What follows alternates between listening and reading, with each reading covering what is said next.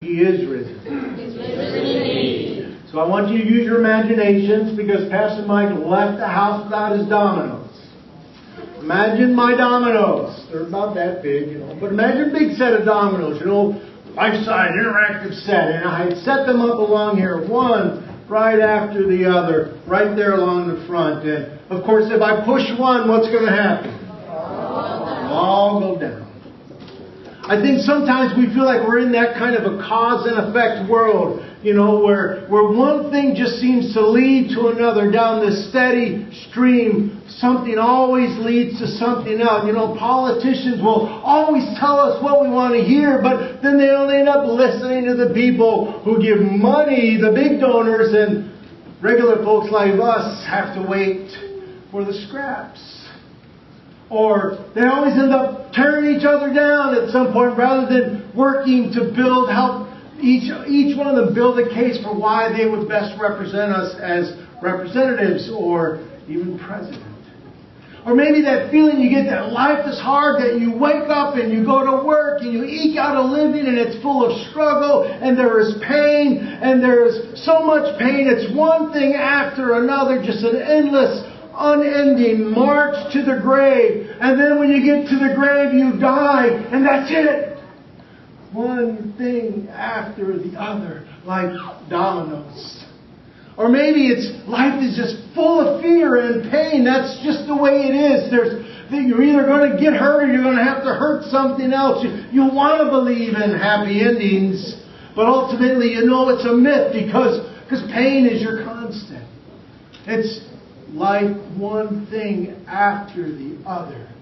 You're just waiting for the next shoe to drop. And there's no way of escaping it. Or maybe it's fear. There are bad people. There are bad people in the world. We always have to be on our guard. And the reality is we're never going to escape either of those truths. And so we just feel like we're stuck as a domino in this endless cascade of things falling on us. And in an environment like that, where is the good news? The resurrection of Jesus Christ is God's answer to that question. Where is our hope?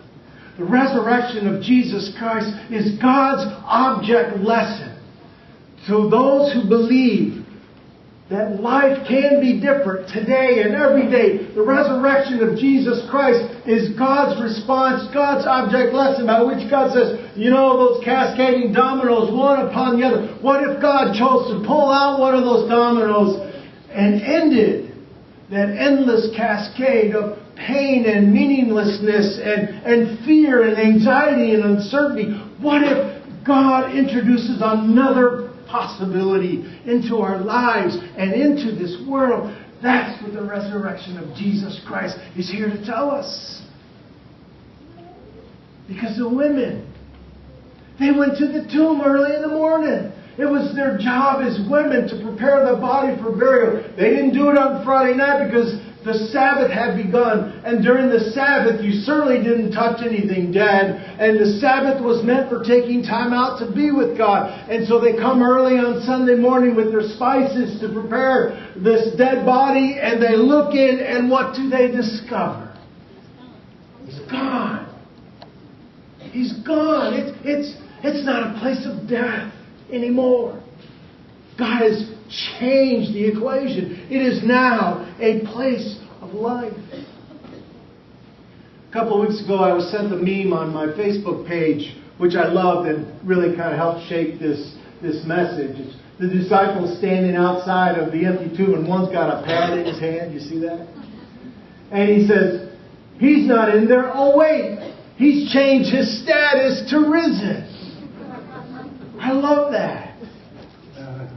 He changed his status to risen. You know what statuses are on Facebook? They're the things we update about ourselves, what we share about ourselves, who we are, what we believe in, what matters to us. Jesus' status has changed from dead to life, from stuck in a tomb to He is risen. Way to go, you caught on really fast. What's your status? Married, yeah. Or single. I mean, that's how I catch up on my kids who are young adults, you know. We don't talk as often as we should, but I always check their Facebook page to check out their relational status. So far, they're both hold their own well in a relationship.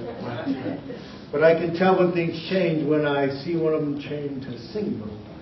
What's your status? About who you are in relationship to this God who loves us and takes even death itself, that great thing that we fear the most, and says, no, that's nothing to be afraid of, because I am there as surely as I am in your life, even right now. See, I believe in the resurrection. I'm counting on it, and I trust in it. Now, just because I say that doesn't mean it's going to happen, because it's a gift. It's a gift from God for and to all of us. The Scriptures say that at some point we'll arise as bodies, but I don't know if that's ancient science, you know, that they didn't know like we do, that typically when a person dies and we lay them in their grave, eventually the shell decomposes, doesn't it? But there's something else in this. It's the soul. You see that in the very beginning of the Scriptures. God breathes life into this first inanimate human being. And the Scriptures literally say, when God breathes life into the soul, it becomes a living being. An animate object. Something full of life. Something that makes each of you and me exactly who we are. It makes me Mike, that God loves so well. It makes you the person you are, your soul. That is what goes on. We know this will decompose. But this, because of the resurrection, goes on and lives forever with God. The resurrection of Jesus Christ provides hope for tomorrow. I want to share with you a story a colleague of mine shared with me not too long ago about visiting a family whose loved one was really close to death. My colleague writes like this. I've changed the name so that we can honor the authenticity of this story. The call came at dinner time. I heard the anguish in the voice. Can you come to the nursing home, Pastor? Grandma's dying.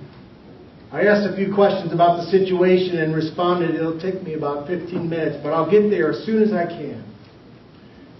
Hearing the grief and sadness and anguish in their voice, once again she heard, Pastor, Grandma speaks to no one. She just stares with no focus, like she doesn't know anyone, like she doesn't know that we're even here. The family surrounded Susan's bed when I entered. Her daughter stepped away from the bed in order to make room for me, and I spoke Susan's name and introduced myself. I told her I'd come to pray with her. I started by telling her how much the Lord loved her and asked her not to be afraid about Jesus coming to lead her pathway to Himself. Something different happened.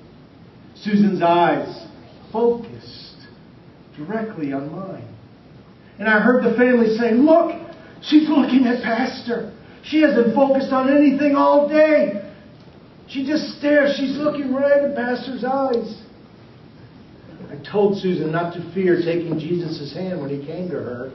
He promised us He would never leave us alone in our living or dying. He was just a step ahead of her to take her into His kingdom with her forever.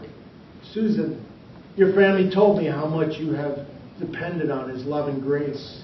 And now it's time to fully trust in Him with your life. She said, our transition into the unknowns is always scary because it is unknown. But don't be afraid. His promise stands forever. Susan's eyes never left mine, my colleague said. I told her I was going to read the 23rd Psalm for her and her entire family because it lets us know who the Good Shepherd is and where He'll take her. I read the Psalm and I placed my right hand on her chest. I told Susan again, don't be afraid of the unknown. God promises us He will lead us into His kingdom. Be calm and allow Him to come to you. I stepped away to allow the daughter to return to the bed. And Susan took a long, inhaling breath and closed her eyes and exhaled. And the breath of life left her. It was the beginning of her transformation into the kingdom. Her exit was so quick that caught all of us unaware. I stepped out to alert the nurse and re-entered the room, and the family began to express excitement and awe. How one prayer and assurance from Pastor was all it took. One expressed this transformation as a miracle. And I responded by saying, God, this is a God moment given to all of you. A moment so profound that unless we experience it firsthand, it's hard to believe all that has just happened. This is a God moment. And for all of you. That's the resurrection. That's really, at its core, what it's all about. The promise of God that death has no dominion here. Oh, yeah, it may make an argument for a little while, but it has no power because we believe in the God of life. All of life is imbued with the possibility of something more, of heaven and eternity. And I'll tell you, it's not just some impersonal energy or some impersonal life force. It's being with God in eternity. The resurrection of Jesus Christ gives us hope for our tomorrows. When Christ changed His status, death lost its sting. But the resurrection does more than care for our tomorrows. It does something about the renewal of life and our perspective and our hope today. I mean, think about it. What death narrative have you heard in someone else? Or maybe that death narrative of dominoes falling one after the other. Nothing interrupted the cycle of pain or uncertainty or anxiety or fear or meaninglessness. Nothing interrupts that. What death narrative have you heard? What are you sharing with yourself? Whatever it is, the truth of the resurrection is there's something that is intruding into that reality for us. Whatever grave clothes you have wrapped around yourselves like a python, whatever straitjacket you find yourself in, you are now and can escape that by the power of God's love poured out for us in the resurrection. It's God's delightful intrusion into our daily narratives, into our death narratives. My colleague continued her story.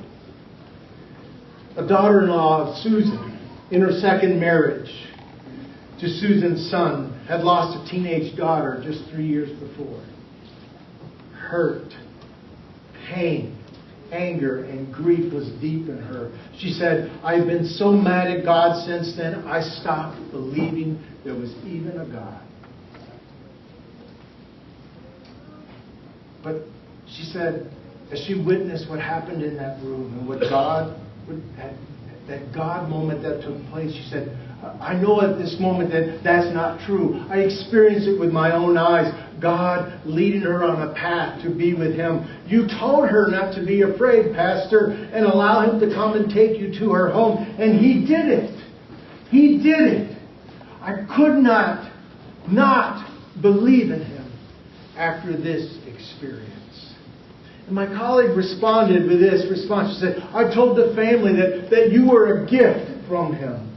That all of this was a gift from God, a God moment. And God gives these moments to us so often that we miss them."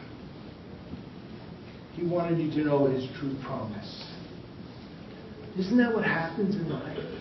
We find ourselves in these narratives and we miss the little things that God does to say, no, I'm intruding into this death narrative with a narrative of life. I'm stopping the cascading dominoes, pulling one out so you may start over again.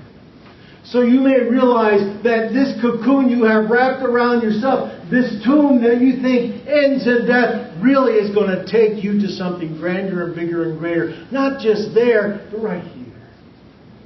By believing. By trusting. Sometimes hesitantly, I know, but doing it nonetheless. This was a gift from God. A God moment. God gives them to us all the time. We so often miss it.